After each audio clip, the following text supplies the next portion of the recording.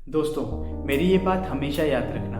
काम में आलस और पैसों में लालच इंसान को कभी भी एक महान इंसान बनने नहीं देती है। आपकी लाइफ में सक्सेस का क्या मतलब है? पैसा कमाना नहीं। सक्सेस का एक एक्चुअल मतलब होता है कि आप एक बहुत महान इंसान हैं। आपके पास पैसे हो या फिर ना हो, पर आप दिल के अमीर होने चाहिए, वो एक एक्चुअल सक्सेस होता है। आपकी जो ड्रीम है, आप उस ड्रीम को अचीव कर पाओ, वो एक एक्चुअल सक्सेस होता है।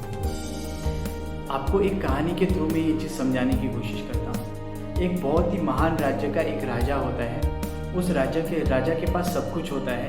हीरे मोती, अशरफियाँ, दास दासी, जो भी एक राजा के पास होने चाहिए वो हर चीज़ उसके पास होते हैं। फिर भी वो खुश नहीं रहता था अपने राज्य में। हमेशा ये सोचता कि मेरे राज्य में अभी मुझे उस राज्य को जीत लेना चाहिए, उससे कुछ पैसे ले लेना चाहिए, उससे जितने सारे प्रजा से जितना मैं पैसा लेके आऊँगा या फिर कर बढ़ा दूंगा, जिस वजह से मेरे पास ज़्यादा पैसा हो जाएगा।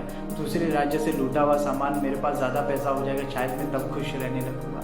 ऐसी ऐसी बातें राजा के दिमाग में आती है। राजा अपने महल से गुजर ही रहा होता है कि सामने सफाई करने वाला एक कर्मचारी वहाँ पर काम कर रहा होता है और कर्मचारी काफ़ी खुश होता है।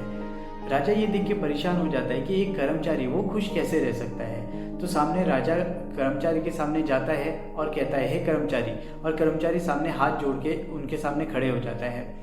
उसे लगता है कि उसने कोई गुनाह कर दिया और वो डरने लग पड़ता है। राजा कहता है कि डरो मत, तुमसे कोई गुनाह नहीं हुआ है।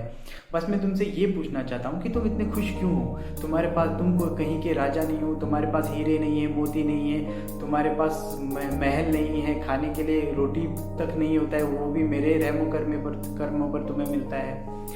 ये सब कुछ कहने के बाद जो वहाँ का कर्मचारी होता है वो राजा को जवाब देता है, राजा, आपके दया से मुझे खाने के लिए मिल जाता है, आपके दया से मुझे रहने के लिए मिल जाता है। लाइफ में और क्या चाहिए? घर जाता हूँ, अपने घर परिवार के साथ बैठता हूँ, खुशी खुशी बातें करता हूँ, हम 2 वक्त की रोटी खा लेते हैं, मेरे परिवार को भी इससे ज़्यादा और कुछ नहीं चाहिए। ऐसे कहकर वहाँ से वो कर्मचारी चला जाता है।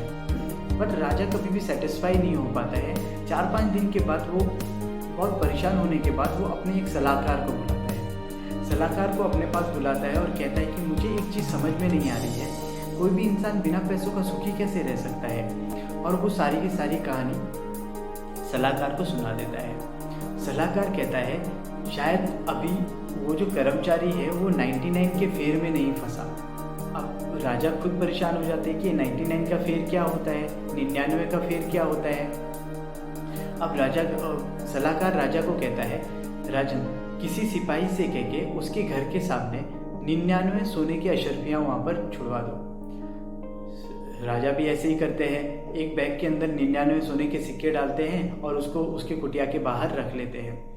अब जैसे ही सुबह वो व्यक्ति उठता है और बाहर निकलता है, बाहर देखता है कि उसके घर के सामने एक पोटली पड़ी है। जैसे वो पोटली खोलता है, उसके अंदर सोने के सिक्के देख के वो बहुत ही ज़्यादा खुश हो जाता है। वो इधर उधर देखता है कि सोने के सिक्के किसी और के तो नहीं है। वो पाता है कि आसपास कोई भी नहीं है। तो काफ़ी देर इंतज़ार करने के बाद अब वो उसे अपना ही मान लेता है और घर पे लेके आ जाता है। घर पे अंदर वो जब सारे के सारे सिक्कों को गिनता है तो वो 99 होते हैं।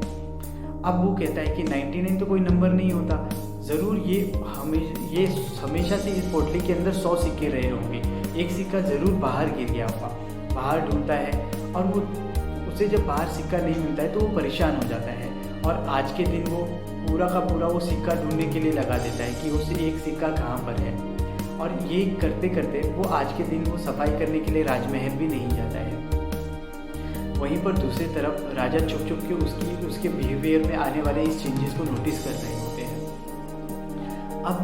अब वो जो व्यक्ति है वो अपने परिवार को, अपने बच्चों को, सभी को बस काम में लगा लेता है और वो आपस में म्यूचुअल अंडरस्टैंडिंग के साथ ये डिसाइड करते हैं कि हम इसको वापस 100 सिक्के बना के रखेंगे ताकि हमारे मुसीबत में काम आए। मुसीबत में अब इसका यूज़ करेंगे और एक घर बनाएंगे, ये करेंगे। अब वो सपने संजोने लग पड़ते हैं। तो सारे बहुत दिन रात मेहनत कर रहे होते हैं वो 100 सिक्के कंप्लीट करने के लिए। अब राजा देखता है कि अब वो सुखी भी नहीं रहे, वो रात भर काम कर रहे हैं, चिड़े रहते हैं, अगले दिन और पैसा कैसे कमाएं उसके बारे में सोचते हैं। वो घर में कभी भी अपना सुखी जीवन व्यतीत नहीं कर पा रहे हैं। ये देखकर राजा को हर बात समझ में आ जाती है और राजा वापस आ जाता है। वापस आने के बाद अब राजा ये चीज़ देखता है, राजा को ये चीज़ समझ में आती है, शायद मैं भी तो ऐसा नहीं कर रहा, मेरे पास जितना है उसी में सेटिस्फाई रहना चाहिए मुझे। अब राजा के एटीट्यूड में एकदम से बदलाव आ जाता है। राजा को ये चीज़ समझ में आ जाती है कि क्या डिफरेंस होता है कि लोग सेटिस्फाई होने से ज़्यादा खुश होते रहते हैं और हर चीज़ जब उसकी इच्छा पूरी होती जाती है वो और लालची होता जाता है। इसीलिए मैंने आपको पहले कोट ये बोल के सुनाया था। हमेशा ऐसा होता है, जब भी आप आलस करेंगे तो आपका काम नहीं हो पाएगा।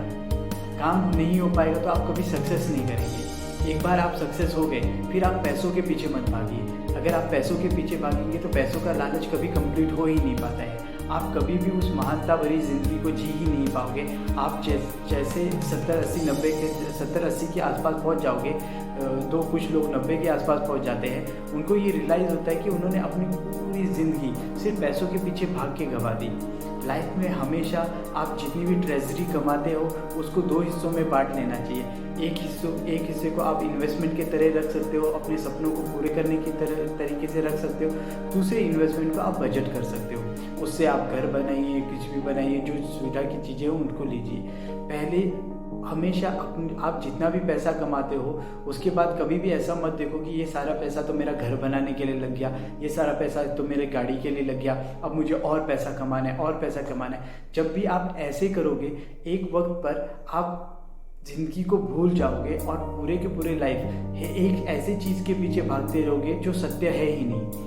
अंत में आपको ये सब कुछ छोड़ के धरती से वापस जाना होता है। रियलिटी ये है दोस्तों, आप जब भी दुनिया से जाओगे अपने साथ कुछ लेके नहीं जाने वाले हो। इसलिए जितना भी आपके पास है सेटिस्फाइड रहो। आपके पास जो है, अगर आप कुछ अचीव करना चाहते हो तो अचीव करो। आप पैसा कमाना चाहते हो पैसा भी कमाओ, ये भी गलत नहीं है। बट जब आप उस पैसे को किसी और तरीके से, किसी और मोटिव से कमाना चाहते हो कि पैसा मेरे पास बढ़ता ही रहे, ट्रेजरी कभी ख़त्म ही ना हो, अगर इस मोटिव से अगर आप कमाना चाहते हो, एक टाइम आप देखोगे कि पैसा तो आपके पास बहुत होगा, खर्च करने के लिए लाइफ नहीं रह जाएगी।